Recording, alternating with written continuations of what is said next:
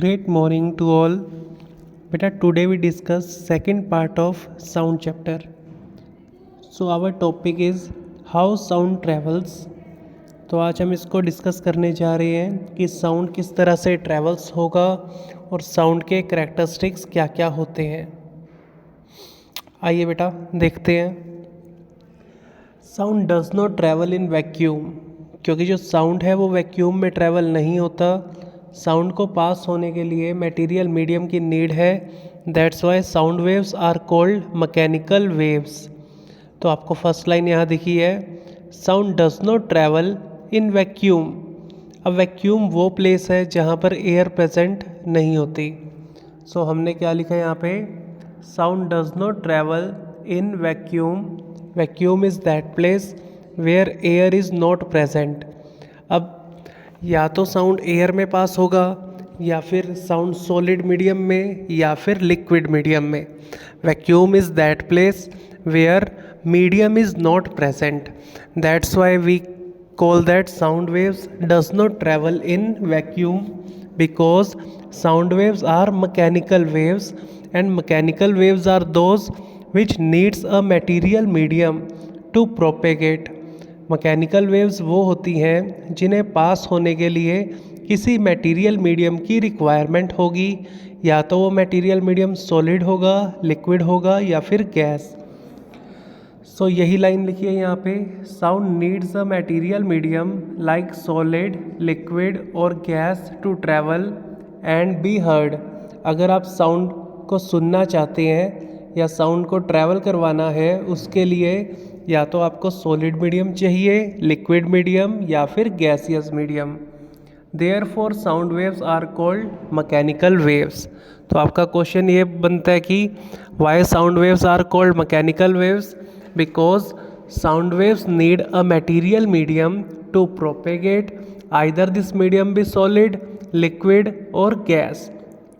अगर साउंड को material medium ना मिलता तो साउंड को हम मैकेनिकल वेव्स इसलिए बोलते हैं साउंड वेव्स को, because they need a material medium.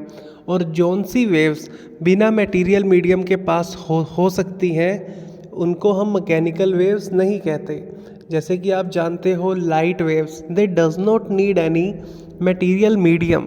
अब जो लाइट वेव्स हैं वो वैक्यूम में भी पास हो जाती है और लाइट की स्पीड बहुत ही ज़्यादा होती है साउंड से, ये बात भी आप जानते हैं। तो आइए करैक्टरिस्टिक्स हम पढ़ते हैं इसके। करैक्टरिस्टिक ऑफ साउंड वेव्स, क्या क्या इनकी खासियत है, विशेषताएं हैं। So amplitude, the maximum distance moved by a vibrating air layer on either side of its original position is known as amplitude of sound wave. So क्या लिखा है, the maximum distance moved by vibrating air layer on the either side of its original position। कि जो air layer होती है, यानी कि अगर एयर की जो लेयर है वो कितना मैक्सिमम डिस्टेंस कर सकती है, या वो अपर साइड में जाए या फिर लोअर साइड में। आप साउंड वाला चैप्टर देख सकते हैं जो बुक में ग्राफ बना है, उस ग्राफ में आपको दिया है कि वो क्रेस्ट तक मैक्सिमम कितनी जा सकती है एयर, या फिर वो ट्रफ तक कितनी मैक्सिमम जा सकती है। तो जितना मैक्सिमम डिस्टेंस वो वर्टिकल डायरेक्शन में एयर की लेयर करेगी, दैट इज़ कॉल्ड एम्पलीट्यूड। अब क्योंकि ये एक तरह का ये डिस्टेंस ही है, सो डिस्टेंस की एसआई यूनिट मीटर है, दैट्स वाई एम्पलीट्यूड की एसआई यूनिट भी हम क्या बोलते हैं, मीटर। क्या डेफिनेशन बनती है इसकी, the maximum distance moved by vibrating air layer. या एक और डेफिनेशन अगर मैं इसकी आपको बताना चाहूँ तो वो ये होगी, the particles vibrate and move with respect to its mean position. कि पार्टिकल्स वाइब्रेट करते हैं और वो मीन पोजीशन की रिस्पेक्ट में मूव करेंगे and they travel a maximum distance, that is also called amplitude. कि पार्टिकल्स का मीन पोजीशन के रिस्पेक्ट में मैक्सिमम डिस्टेंस तक पहुंचना, कि वो अपनी मीन पोजीशन के रिस्पेक्ट में कितना मैक्सिमम डिस्टेंस कर सकते हैं अपर साइड में भी और लोअर साइड में। यानी कि जो मीन पोजीशन से पार्टिकल्स का डिस्टेंस उनके क्रेस्ट तक या फिर ट्रफ तक, that is called amplitude of wave. और आप यहाँ से डेफिनेशन भी याद कर सकते हैं, the maximum distance moved by vibrating air layer on either side of its original position, either it move from upper side और it move from lower side, that is called amplitude. आइए second characteristic देखते हैं, wavelength. The distance between two successive compression और two successive rarefaction, कि first compression का second compression से क्या difference है, या फिर फर्स्ट रेयरफैक्शन का सेकंड रेयरफैक्शन से क्या डिफरेंस है, दैट इज़ कॉल्ड वेवलेंथ। और हम क्या याद रख सकते हैं कि जो कॉन्जिक्यूटिव क्रेस्ट का डिफरेंस है या कॉन्जिक्यूटिव ट्रफ का डिफरेंस, एक क्रेस्ट का अगली क्रेस्ट के साथ डिस्टेंस या फिर एक ट्रफ का अगली ट्रफ के साथ जो डिस्टेंस है, दैट इज़ कॉल्ड वेवलेंथ। ऐसा यूनिट ऑफ वेवलेंथ ये भी मीटर है और इसका जो सिंबल होगा वो लैम्डा होता है, जिसे हम उल्टा वाई बनाते हैं एक तरह से। सो वेवलेंथ की ऐसा यूनिट है मीटर और इसका सिंबल होगा लैम्डा। डेफिनेशन क्या है, the distance between two successive compression और two successive rarefaction, first compression का सेकंड कंप्रेशन से जो डिस्टेंस है या फर्स्ट रेयरफैक्शन का सेकंड रेयरफैक्शन से जो डिस्टेंस है, दैट इज़ कॉल्ड वेवलेंथ। और आप अपनी लैंग्वेज में भी बोल सकते हो, the distance between two consecutive crest और two consecutive trough is known as wavelength. Time period की बात की जा रही है, the time taken by an air layer to complete one vibration is known as time period of the sound wave, कि कितना time लगता है एयर लेयर को वन वाइब्रेशन कंप्लीट करने में। The time taken by an air layer to complete one vibration is known as time period of the sound wave, कि air layer को कितना टाइम लगता है वन वाइब्रेशन को कंप्लीट करने में, that is called time period. अब देखो है तो एक तरह का ये time, so its SI unit is second. Now we talk about frequency. The number of complete back and forth vibration, क्या लिखा है बेटा फ्रीक्वेंसी के बारे में, the number of complete back and forth vibrations of an air layer in 1 second is known as frequency of sound wave. The number of complete back and forth vibration of an air layer in 1 second, या आप shortcut में याद रखेंगे कि 1 second में कितनी oscillations complete होगी या 1 सेकेंड में कितनी वेव्स पास हो सकती हैं, that is called frequency. The number of complete back and forth vibration of air layer in 1 second is known as frequency of sound wave, कि कितनी नंबर ऑफ वेव्स 1 सेकेंड में पास हो सकती है किसी पॉइंट से, that is called frequency. SI unit है इसकी हर्ट्स। और रिलेशन क्या है फ्रीक्वेंसी एंड टाइम पीरियड में, frequency is equal to 1/t। अब देखो क्योंकि नंबर ऑफ वेव्स कितनी पास हो सकती हैं तो इसको n से भी डिनोट किया जाता है, इसको v से भी डिनोट करते हैं। अब आप कंफ्यूज ना हो तभी यहाँ n से डिनोट कर रखा है इन्होंने, क्योंकि v हम स्पीड को भी बोलते हैं और v हम फ्रीक्वेंसी को भी बोलते हैं, बट इसको न्यू से हम डिनोट करते हैं। देखो लिखते वो v की तरह, बट जो साउंड में बोला जाता है दैट इज़ कॉल्ड न्यू। और फ्रीक्वेंसी को ऐसा यूनिट में क्या बोला जाएगा, हर्ट्स। नेक्स्ट टॉपिक देखें बेटा,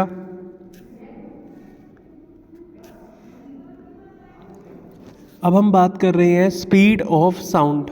तो देखिए बेटा ये हमारा टॉपिक है नेक्स्ट, स्पीड ऑफ साउंड।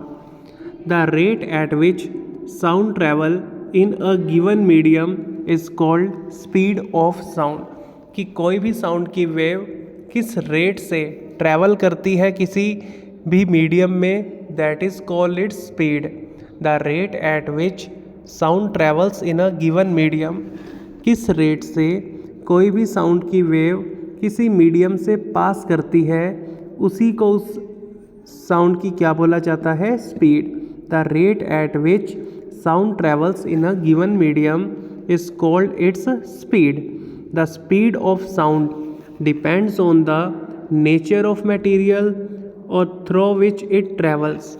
अब जो स्पीड ऑफ साउंड है, जिस भी मटेरियल से साउंड पास होता है, स्पीड ऑफ साउंड उस मटेरियल के नेचर पे डिपेंड करेगा. दैट मीन्स वो मटेरियल सॉलिड है, लिक्विड है या गैस है.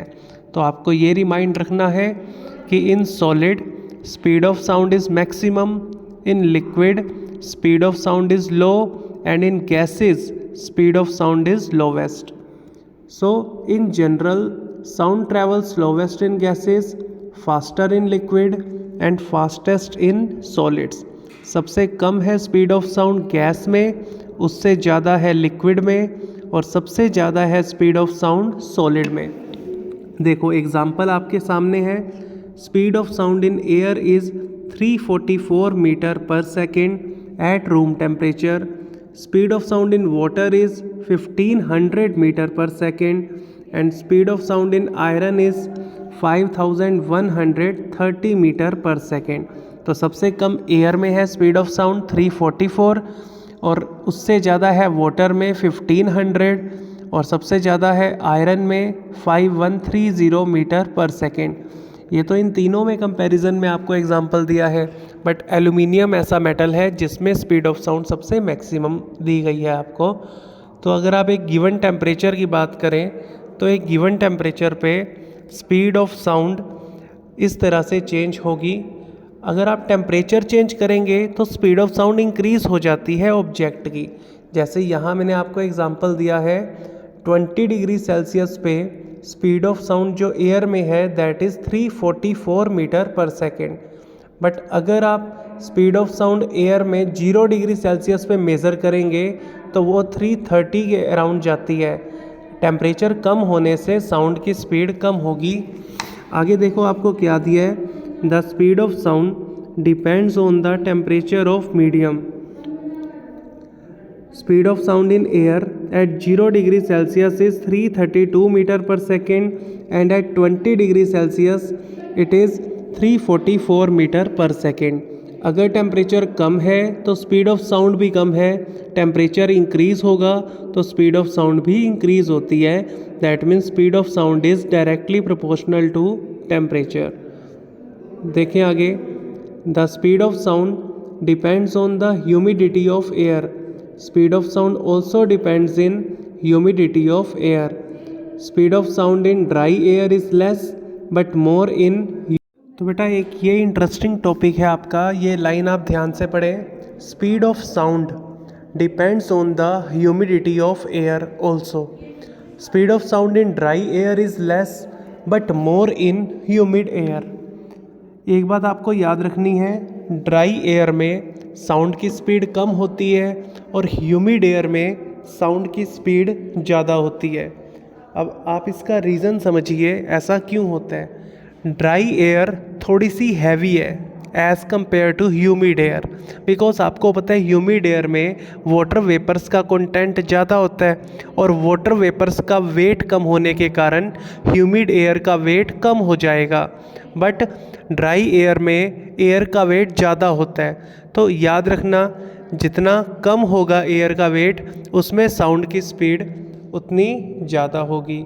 दैट्स वाई यहाँ लिखा है speed of sound in dry air is less but more in humid air. तो याद रखना कि जितना कम वेट होगा एयर का उसके कारण साउंड की स्पीड ज़्यादा होती है. ह्यूमिड एयर का वेट कम होगा बिकॉज ह्यूमिड एयर में वाटर वेपर्स ज़्यादा होने के कारण उसका वेट कम होता है.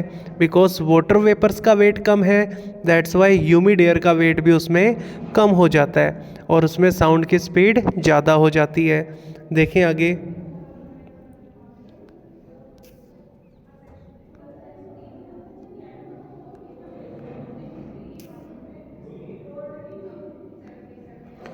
अब हमारा टॉपिक है comparison of sound and light. इस तरह के कई क्वेश्चंस आपके बनते हैं एग्ज़ाम में. Comparison of sound and light. देखिए बेटा, sound travels in air at 20 degree Celsius at the speed of 344 metre per second. अगर टेम्परेचर 20 डिग्री सेल्सियस है तो साउंड की स्पीड कितनी है एयर में? 344 मीटर पर सेकेंड। अगर मैं यही टेम्परेचर कम कर दूं तो साउंड की स्पीड जो है वो एयर में कम हो जाएगी। अभी आपने पढ़ा साउंड की स्पीड एयर में 332 मीटर पर सेकेंड कब होगी? जब टेम्परेचर होगा 0 डिग्री सेल्सियस। पर जब हमने टेम्परेचर को इंक्रीज़ किया 20 डिग्री सेल्सियस पे तो साउंड की स्पीड ज़्यादा हो जाती है, that is 344 metre per second. इससे आपको सिग्निफिकेंस क्या पता लगा? That means temperature is directly proportional to speed of sound. If temperature increases then speed of sound also increases. Light travels at the speed of 3 lakh kilometre per second and 3 × 10⁸ metre per second. तो shortcut में याद रखोगे तो 3 lakh kilometre per second बोल दो, और kilometre जब metre में चेंज होगा तो हम कह देंगे 3 × 10⁸ metre per second.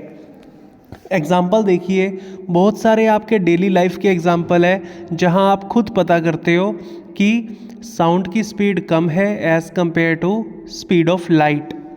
In rainy season the flash of lightning is seen first and the sound of thunder is heard later, तो both are produce at same time. तो देखो ये लाइन पढ़ें ध्यान से। बारिश के मौसम में जब बिजली कड़कती है तो उसकी फ्लैश जो है वो आपको जल्दी दिखाई देती है, बट उसका जो साउंड है वो आपको थोड़ा सा लेट सुनाई देता है, because speed of light is greater then the speed of sound. अभी आपने पढ़ा एयर में स्पीड ऑफ लाइट कितनी है? 3 × 10⁸ मीटर पर सेकेंड। और एयर में साउंड की स्पीड कितनी है? अगर 20 डिग्री सेल्सियस का टेम्परेचर रखें तो एयर में साउंड की स्पीड है 344 मीटर पर सेकेंड, जो कि बहुत ही कम है as compare to speed of light.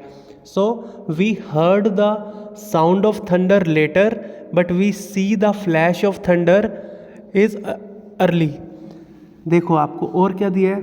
Click this package to see the effect. कितनी बढ़िया बात बोली है यहाँ पे, click the package to see the effect. जैसे आप स्क्रीनशॉट लेते हो तो स्क्रीनशॉट सुनाई आपको बाद में देगा, मतलब जो स्क्रीनशॉट लेने का साउंड होता है तो वो आपको बाद में सुनाई देता है, उससे पहले क्लिक हो जाती है। तो ये भी एक अच्छा एग्जाम्पल है, that means speed of light is greater than speed of sound.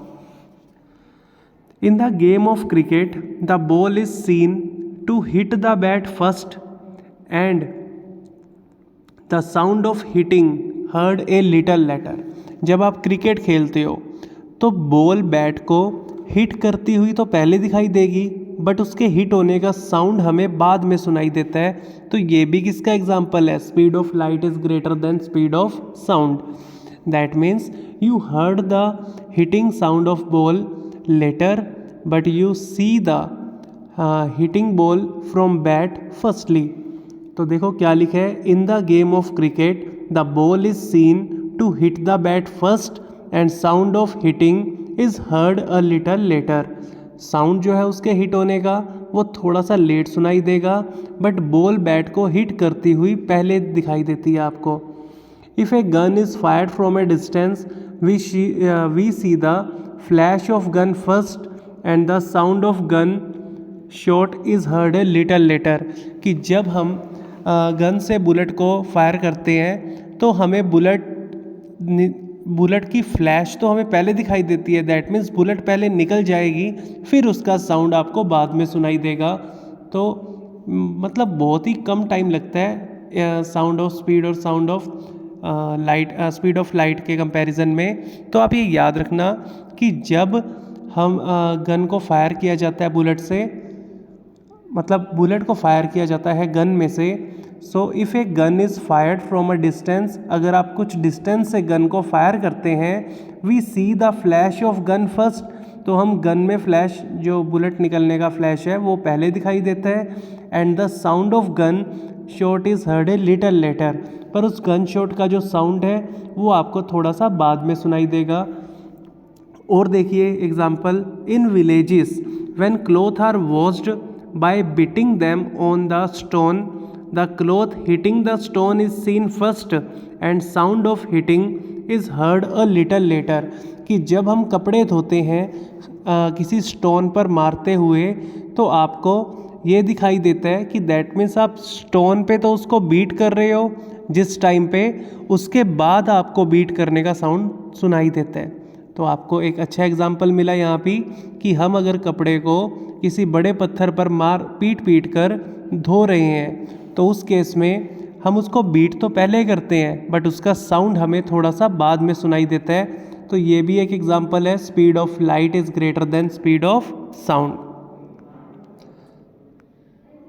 Reflection of sound, अब देखो echo is the definition of reflection of sound, या फिर आप कह सकते हो the reflected sound is called एको।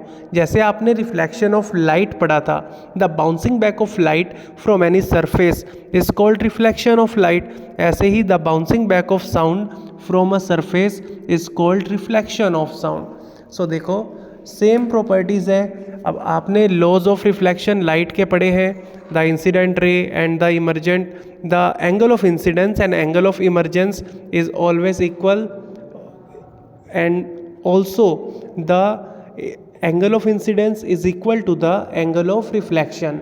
और दूसरा आपका लॉ ऑफ लाइट क्या था, लॉ ऑफ रिफ्लेक्शन का, तो आपने पढ़ा है the incident ray, the normal and the reflected ray, they all lie in the same point and in the same plane.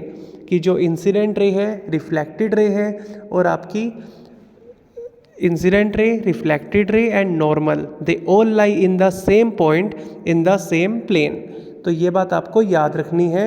Reflection of light हमने 8th क्लास में पढ़ा था, उसी तरह से रिफ्लेक्शन ऑफ साउंड भी आपका आएगा। The incident ray, reflected ray and the normal, they all lie in the same plane and the angle of incidence is equal to angle of reflection.